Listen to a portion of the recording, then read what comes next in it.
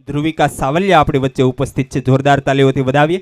હું બેન ધ્રુવિકાને વિનંતી કરીશ કે મંચ ઉપર ઉપસ્થિત થઈ અને આજના સ્નેહ મિલન સમારોહને અનુરૂપ પોતાનું ઉદ્બોધન રજૂ કરશે. જોરદાર તાલીઓથી વધાવીએ ધ્રુવિકા સાવલિયા. આજે ઉપસ્થિત અહીં તમામ મહેમાનો, માતાઓ, પિતાઓ, વડીલો અને મારા નાના ભાઈ બહેનોને આ લાડકવાઈ દીકરી ધ્રુવિકા સાવલિયાના જય શ્રી કૃષ્ણ.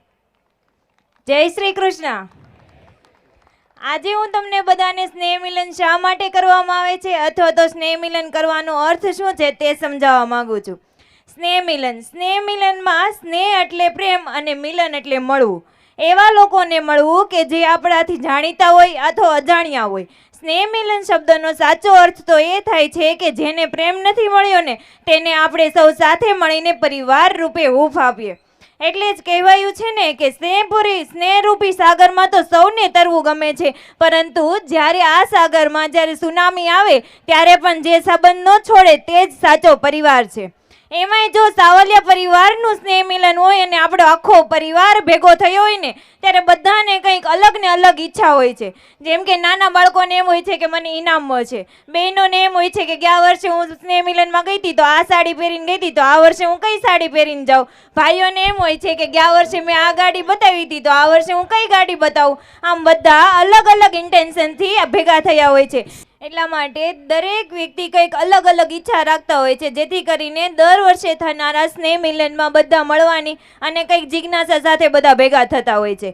એટલા માટે હું કહેવા માંગુ છું કે આ સ્નેહ મિલન સમારોહ કંઈ ખાઈ પીને છૂટા પડવા માટે નથી. અને જો કદાચ આવું જ હોત ને તો આપણે બહેનોને પૂછી લેત કે ભાઈ તમને શું ભાવે છે એમ, અને એમાંય વળી નૈના બેન એમ કહી દે કે મને મંચુરિયન ભાવે છે તો આપણે સ્વિગી યા તો ઝોમેટો કરીને એના ઘરે પહોંચાડી દે. પરંતુ સ્નેહ મિલન કરવાનો ઉદ્દેશ ખાલી ખાઈ પીને છૂટા પડવાનો નથી. એમાંય જો તમે સ્નેહ મિલન કરવાનો ઉદ્દેશ સમજી જશો ને તો આવનારા દરેક વર્ષે થતા સ્નેહ મિલનમાં જવા માટે તમે કંઈક નવી ને નવી જિજ્ઞાસા અનુભવશો. એમાંય જો સાવલિયા પરિવારનો સ્નેહ મિલન ભેગા થયા હોય ને બધા યુવાનો અહીં કંઈ લક્ષ્મીથી, ધનથી, કર્મથી, નસીબથી, બુદ્ધિથી બધાએ ગાડીઓ લીધી હોય, બંગલા બનાવ્યા હોય તો ફાર્મ હાઉસ રાખ્યા હોય, પરંતુ હજુ પણ આપણા જ પરિવારનો કોઈ યુવાન 12x35ના ગાળામાં 10x10ની ઓરડીમાં રહે છે.